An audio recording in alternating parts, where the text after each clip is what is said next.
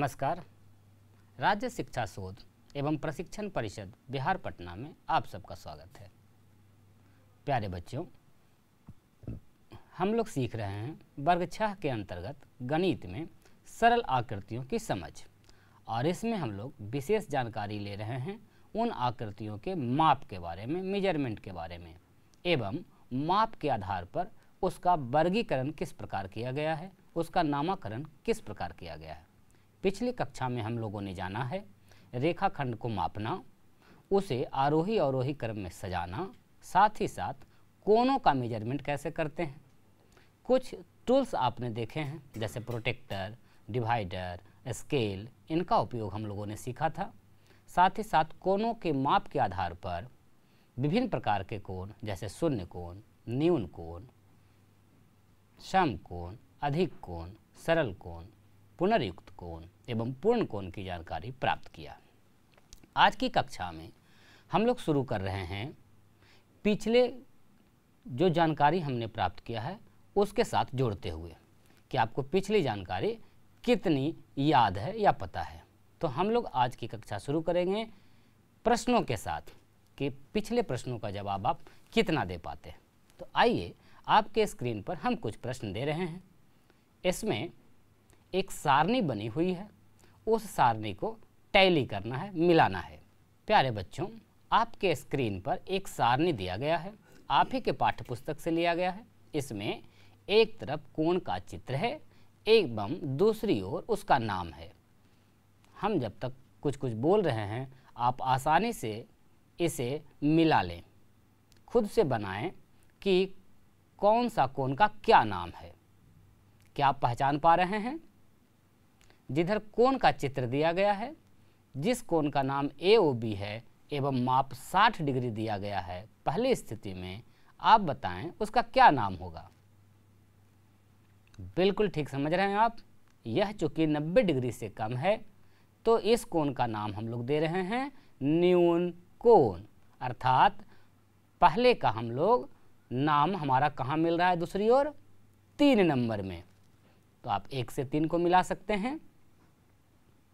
इसी प्रकार जो दूसरा चित्र है जिसमें कोण का फैलाव थोड़ा और बढ़ गया है और उसका मान है बच्चों 110 डिग्री। बताइए इस कोण का क्या नाम है। बिल्कुल ठीक समझ रहे हैं आप। इस कोण का नाम है अधिक कोण। और कहाँ लिखा हुआ है अधिक कोण बच्चों? बिल्कुल 1 नंबर में। तो अब जो बाकी बच गया तीसरा कोण, अपने आप आपको पता चल गया होगा। कोण का मान 240 डिग्री अर्थात 180 से ज़्यादा, 360 से कम, और ऐसे सभी कोणों को हम नाम देते हैं पुनर्युक्त कोण। यानी 3 नंबर में जो कोण बना है उसे हम लोग मिलाएंगे दूसरे नंबर के नाम से। यदि आप इन कोणों को पहचान पा रहे हैं, इसका अर्थ है कि आपने पिछली कक्षा अच्छे से रिवाइज किया है, अच्छे से दोहराया है। इन कोणों के नामकरण के बाद आइए इसी से मिलता जुलता एक दूसरी सारणी आपको दिखाते हैं। अब आपके स्क्रीन पर सारणी 2 है। इसमें भी एक तरफ कोण का चित्र तो नहीं बना हुआ है, इसमें हमने कोण का माप दिया है और एक तरफ कोण का नाम है। तो कौन से कोण के नाम में कौन सा माप आएगा, आइए जरा इसे हम लोग मिलाते हैं। सबसे पहले है न्यून कोण।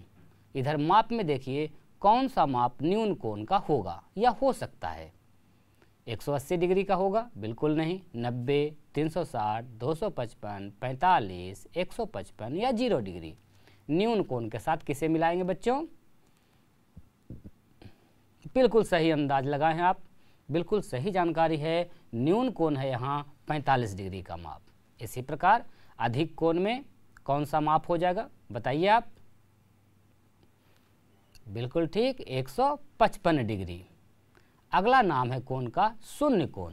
और शून्य कोण कैसे कोण को कह रहे हैं? नाम से स्पष्ट है, जिसका बिल्कुल भी फैलाव नहीं होता है, 0 डिग्री जिसका मान होता है। तो शून्य कोण को हम लोग मिलाएंगे किसके साथ? 0 डिग्री के साथ। आपके पाठ्य पुस्तक में है, आप अपने नोटबुक पर भी नोट करके ऐसी सारणी को मिला सकते हैं। अगला है कोण का नाम समकोण। कितने डिग्री के माप वाले कोण को हम समकोण कहते हैं? 90 डिग्री के माप को। तो समकोण के साथ हम लोग मिलाएंगे 90 डिग्री को। अगला कोण है हमारे पास ऋजु कोण। क्या आपने सुना इसका नाम? बिल्कुल। तो रिजिड कोण का और भी एक क्या नाम है बच्चों? सरल कोण। और रज्जु कोण या सरल कोण का माप कितने डिग्री का होता है? 180 डिग्री का। तो इसे हम लोग 180 डिग्री के साथ मिलाएंगे। अगला है पूर्ण कोण। नाम से ही स्पष्ट है, बिल्कुल पूर्ण हो गया है, पूरा एक चक्कर लगा लिया है। और जब घूर्णन पूर्ण हो जाता है एक चक्कर, तो इस स्थिति में कोण का माप होता है 360 डिग्री। तो पूर्ण कोण के साथ हम लोग मिलाएंगे 360 डिग्री का। अब आपका अंत में एक कोण बच गया है पुनर्युक्त कोण, अर्थात वैसा कोण जिसका माप 180 डिग्री से अधिक एवं 360 डिग्री से कम हो। तो आइए हम लोग ढूंढते हैं ऐसा कौन सा माप है। क्या आपको मिला? बिल्कुल 255 डिग्री। आशा है आप बिल्कुल सही मिलान किए होंगे। तो ऐसे मिलान के और भी अभ्यास आप खुद से कर सकते हैं, कोणों का माप के साथ उनका नामकरण करना। हम लोग ये सीख चुके हैं कि कौन सा कोण किस माप का होता है एवं उस माप वाले कोण को हम क्या नाम देते हैं। प्यारे बच्चों, आइए अब हम कुछ और विशेष कोणों के बारे में जानते हैं। अब हम लोग कुछ कोणों का युग्म देखेंगे, पेयर देखेंगे, जोड़ा देखेंगे। वैसे कोण देखेंगे जो जोड़ा में आते हैं, युग्म में आते हैं। हम लोग बात कर रहे हैं वैसे दो कोण की जिसका एक किरण या कोण बनाने वाली एक भुजा उभयनिष्ठ हो। और यदि ऐसा कभी कोई कोण नजर आ जाए आपको, तो वैसे कोण को हम लोग कहते हैं आसन्न कोण, या उसे आप कह सकते हैं संलग्न कोण, यानी एक दूसरे के साथ लगा हुआ, सटा हुआ। आसन्न कोण या संलग्न कोण क्या होता है बच्चों? कोणों का एक युग्म होता है, पेयर होता है, जोड़ा होता है, जिसकी एक भुजा उभयनिष्ठ हो। उभयनिष्ठ का मतलब कॉमन, अर्थात जो दोनों ही कोण में शामिल हो। आइए हम आपको चित्र के माध्यम से समझाते हैं। आपके स्क्रीन पर कुछ चित्र दिए गए हैं। चलिए हम बात करते हैं चित्र 1 की। चित्र 1 में देखिए कोण ए ओ बी एवं एक और किरण है ओ सी, यानी बिंदु ओ से 3 किरणें निकल रही हैं, ओ ए, ओ बी एवं ओ सी। तो इससे बनने वाले दो ऐसे कोण आपको ढूंढने हैं जिसमें एक किरण उभयनिष्ठ हो। तो उस स्थिति में हम उन दोनों कोणों को आपस में एक दूसरे के आसन्न कोण या संलग्न कोण, एडजेसेंट एंगल बोलते हैं। तो चित्र 1 की अभी हम बात कर रहे हैं। आप देखिए कोण ए ओ बी एवं कोण बी ओ सी। क्या आप देख पा रहे हैं? इन दोनों कोणों में कौन सा किरण उभयनिष्ठ है? आप कहेंगे कि किरण ओ बी या भुजा ओ बी जो है दोनों ही कोण में है। ओ बी कोण ए ओ बी में भी है, साथ ही साथ कोण बी ओ सी में भी है। तो ये दोनों कोण आपस में आसन्न कोण या संलग्न कोण कहलाएंगे। अर्थात हम कह सकते हैं कि कोण ए ओ बी एवं कोण बी ओ सी आसन्न कोण हैं। ठीक इसी प्रकार से आइए हम चलते हैं चित्र 2 की ओर। चित्र 2 आप देखें, इसमें भी कोण ए ओ बी एवं कोण बी ओ सी को यदि आप देखेंगे तो किरण ओ बी दोनों ही कोणों में उभयनिष्ठ है। तो हम कहेंगे कि कोण ए ओ बी एवं कोण बी ओ सी आपस में आसन्न कोण हैं या संलग्न कोण हैं। आइए अब हम चर्चा करते हैं चित्र 3 की। यहाँ पर बिंदु O से बहुत सारे किरण OX, OA, OB एवं OY निकल रहा है। आप चित्र को ध्यानपूर्वक अवलोकन कीजिए। और इसमें कई प्रकार के कोण, जैसे कोण XOA, कोण AOB, कोण BOY, बहुत सारे कोण बन रहे हैं। आप पहचान कीजिए कि कौन कौन सा कोण आसन्न कोण है। चलिए हम दो कोण का नाम ले रहे हैं, आप विचार कीजिए कि क्या वो आसन्न होंगे। कोण है एक्स ओ ए, चित्र पर ध्यान दें, कोण एक्स ओ ए एवं कोण बी ओ वाई, क्या ये दोनों आसन्न हैं? चित्र में कोण संख्या 3 एवं कोण संख्या 4 से उसे दिखाया गया है। आपका इस पर क्या विचार है बच्चों? क्या कोण 3 एवं कोण 4 आसन्न कोण हैं? बिल्कुल नहीं है। क्यों नहीं है भाई? क्योंकि इन दोनों कोणों का कोई भी जो भुजा है या किरण है वो उभयनिष्ठ नहीं है, बिल्कुल अलग अलग हैं। तो ऐसे कोण को हम आसन्न कोण नहीं कहेंगे। तो इस चित्र में कौन कौन सा कोण आसन्न कोण होगा? चलिए एक युग्म का नाम हम लेते हैं और बाकी युग्म का नाम आप अपने नोटबुक पर लिखेंगे। हम बता रहे हैं कोण एक्स ओ ए एवं कोण ए ओ बी। देखिए इन दोनों कोणों को, इसमें किरण ओ ए दोनों ही कोणों में उभयनिष्ठ है। तो इन दोनों कोणों को हम कहेंगे कि यह जो कोण का युग्म है यह आसन्न कोण है या संलग्न कोण है, एक दूसरे से लगा हुआ कोण है, एडजेसेंट एंगल है। जिस प्रकार हमने एक युग्म ढूंढा है, आप भी चित्र 3 में और युग्म ढूंढें आसन्न कोण के एवं अपनी कॉपी पर लिखें। ये आपका थोड़ा एक्सरसाइज है, वर्क है। यदि हम आसन्न कोणों को समझ लेंगे, कोणों को युग्म को समझेंगे, तो अब इन युग्मों के विभिन्न गुणों के आधार पर, प्रॉपर्टी के आधार पर उसका फिर से नामकरण करेंगे और कोणों के कुछ और प्रकार को समझेंगे या जानेंगे। हम लोग बात कर रहे हैं कोणों के युग्म की, जोड़े की, यानी आसन्न कोणों की।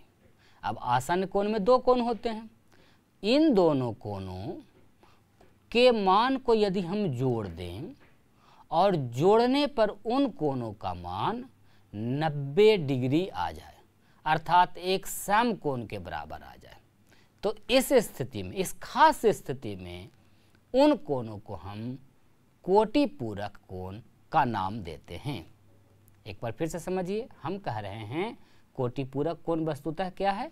आसन्न कोण ही है, संलग्न कोण ही है। ऐसे दो कोण, ऐसे दो आसन्न कोण जिनका योग जोड़ने पर 90 डिग्री आता हो, समकोण आता हो, तो ऐसे दोनों कोणों को हम आपस में एक दूसरे के कोटि पूरक कोण कहते हैं। आइए चित्र से समझते हैं। प्यारे बच्चों, आपके स्क्रीन पर एक चित्र देख रहा है जिसमें जो बहुत बड़ा वाला कोण है उसकी एक किरण एकदम सीधे पड़ी हुई है और एक खड़ी है। तो आप आकार से समझ रहे होंगे कि इस बड़े कोण का मान कितना होता है, 90 डिग्री, और एक छोटे कोण का मान दिया गया है 40 डिग्री। दूसरे छोटे कोण का मान कितना हो जाएगा? बिल्कुल 50 डिग्री। और ये जो दोनों कोण हैं आपस में आसन्न कोण हैं।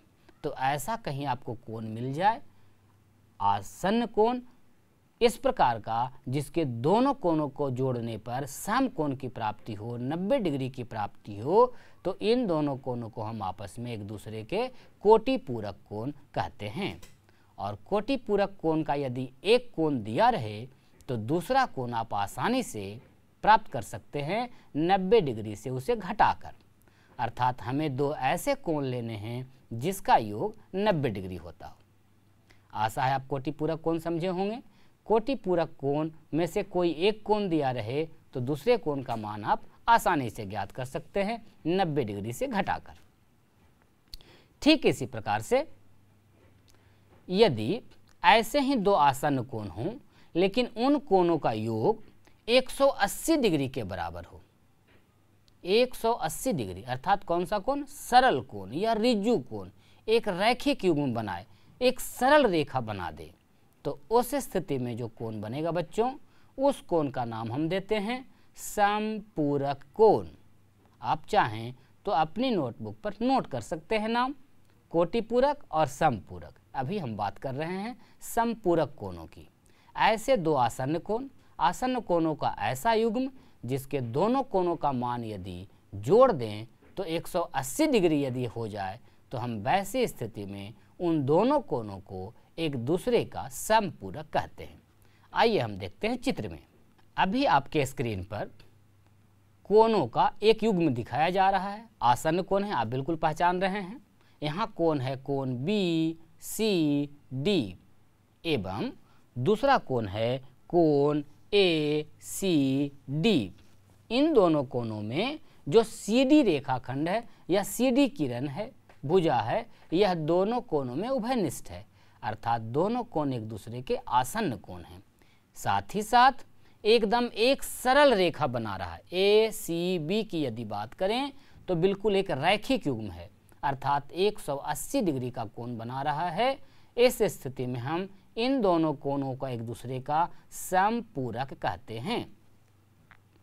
इसमें से एक कोण का मान 35 डिग्री दिया गया है। दूसरे कोण का मान आप आसानी से ज्ञात कर सकते हैं। कैसे? पूरा बड़ा कोण 180 डिग्री, एक हिस्सा 35 है, तो दूसरा हिस्सा आप निकालेंगे 180 डिग्री में से 35 डिग्री को घटाकर, अर्थात आ जाएगा आपका 145 डिग्री। तो आप समझ रहे हैं समपूरक कोण वैसा आसन्न कोण जिसके दोनों कोणों का योग 180 डिग्री हो या एक रैखिक युग्म बनाए। यदि इनमें से कोई एक कोण दिया रहे तो उसका समपूरक ज्ञात करने के लिए हम लोग 180 डिग्री में से घटा लेते हैं और इस प्रकार आप आसानी से समपूरक कोण का मान प्राप्त कर लेंगे। प्यारे बच्चों, अभी हम लोग सीख रहे थे कोटिपूरक एवं समपूरक। वैसे दो कोण जिसका योग 90 डिग्री कोटिपूरक एवं वैसे दो कोण जिसका योग 180 डिग्री, उसका नाम हम लोग दिए हैं समपूरक कोण। आशा है बच्चों आपने समझा होगा। आइए हम बात कर रहे थे इसके पहले कोणों के युग्म का। अब हम बात करते हैं रेखाओं का प्रतिच्छेदन, अर्थात कितनी प्रकार की रेखाएं आपको आगे मिल सकती है देखने के लिए। इसके लिए आपके स्क्रीन पर कुछ चित्र दिए गए हैं। आइए हम पहले बात करते हैं चित्र 1 की। चित्र 1 में दो सरल रेखाएं R एवं S दी गई हैं। यदि इन रेखाओं को आगे या पीछे की ओर बढ़ाई जाए तो क्या ये दोनों रेखाएं आपस में कहीं मिलेगी? नहीं मिलेगी। बिल्कुल ठीक कह रहे हैं आप। तो वैसी दो सरल रेखाएं जो आगे या पीछे बढ़ाने पर आपस में कहीं ना मिले, ऐसी रेखाओं को हम समांतर या समानांतर रेखा कहते हैं। Parallel lines. समांतर या समानांतर रेखाएं कैसे रेखाओं को कहेंगे?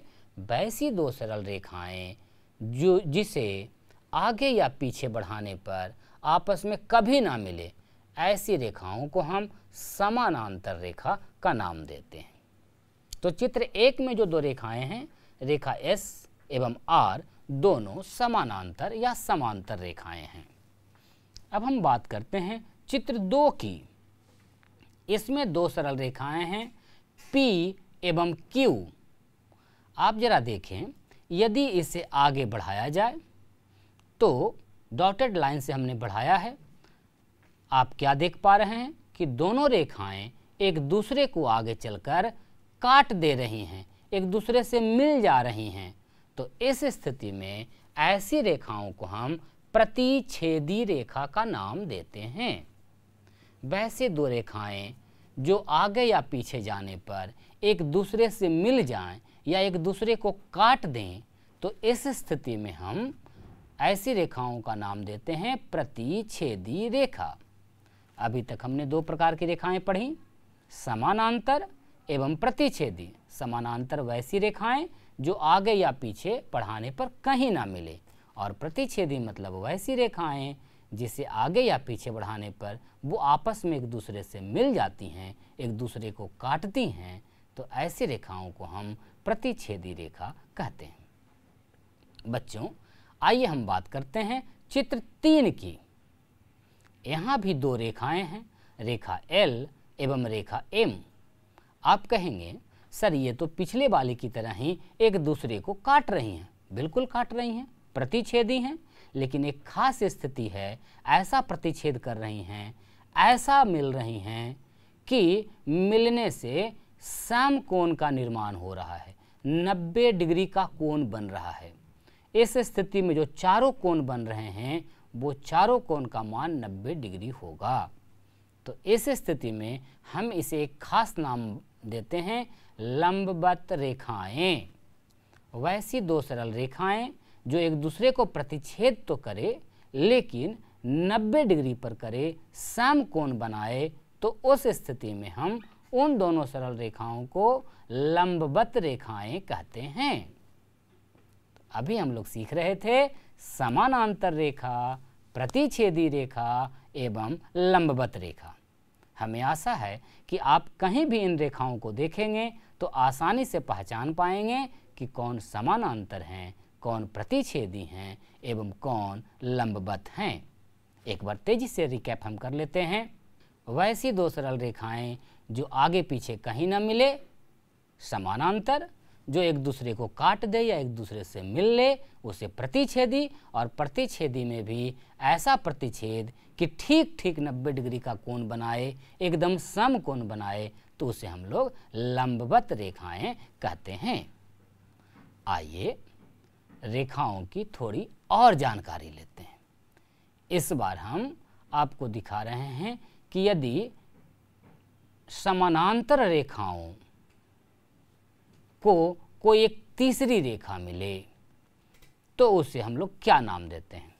अभी आपके स्क्रीन पर दो और चित्र दिख रहे हैं, चित्र 4 एवं चित्र 5।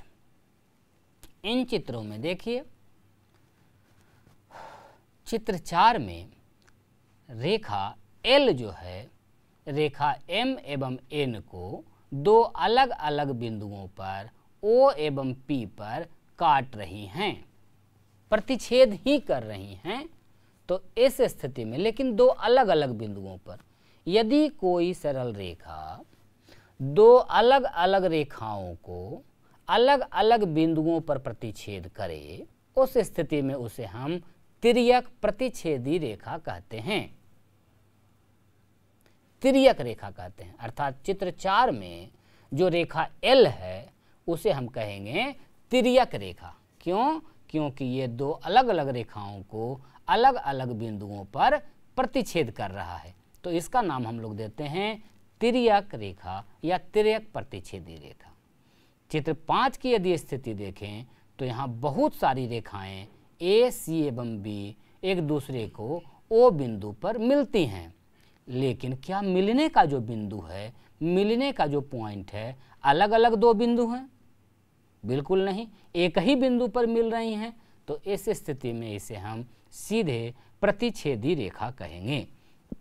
लेकिन अगर दो अलग अलग बिंदुओं पर मिलते तो इसका नाम हम लोग देते तिर्यक रेखा या तिर्यक प्रतिच्छेदी रेखा।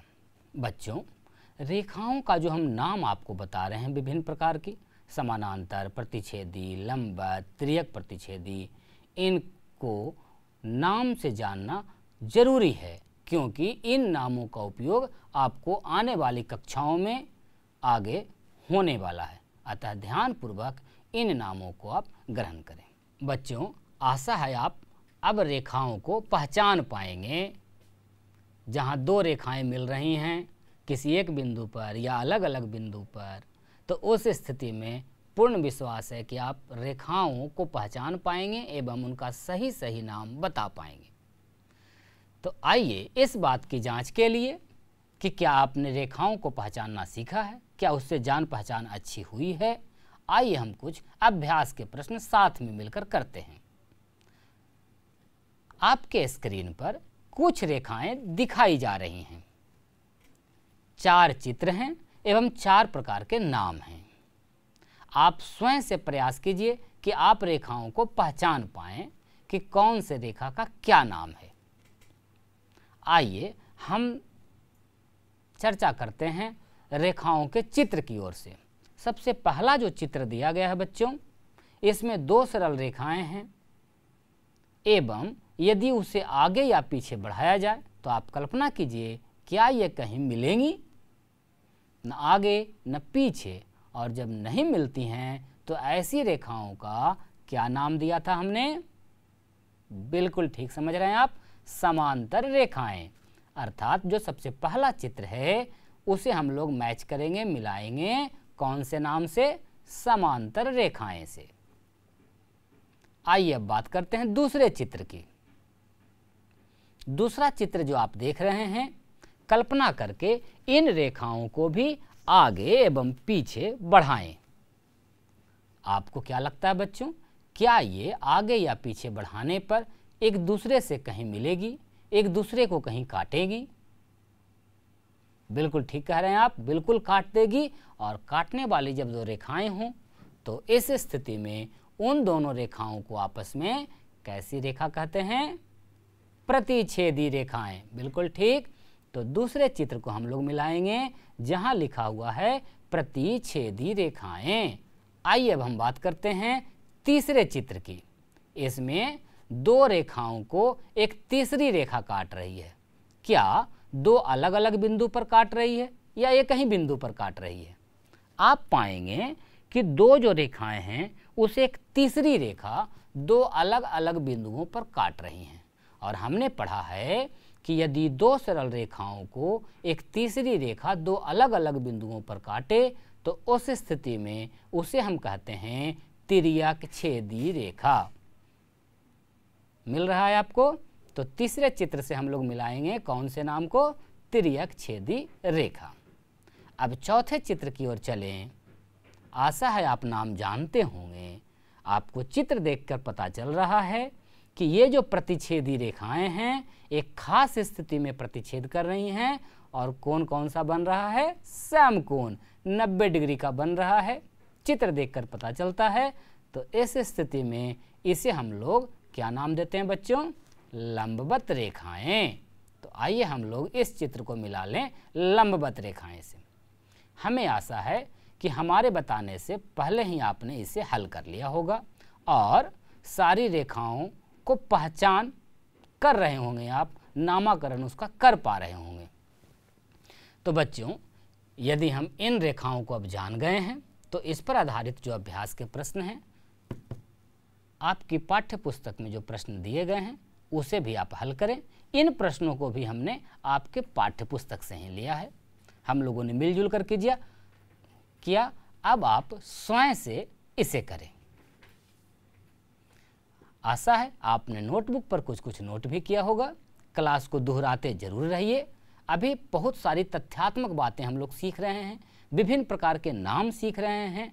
तो आप उसे एक बार दोहरा लेंगे तो आशा है आप नहीं भूल पाएंगे। रेखाओं को पहचानना, उसका नाम जानना अति आवश्यक है। तो आप खूब अभ्यास करते रहिए, पीछे की चीज़ें दोहराते रहिए, रिवीजन कीजिए एवं ऐसे प्रकार हंसते मुस्कुराते रहिए। हम लोग मिलेंगे और भी नई जानकारियों के साथ अगली कक्षा में। तब तक के लिए बहुत बहुत धन्यवाद।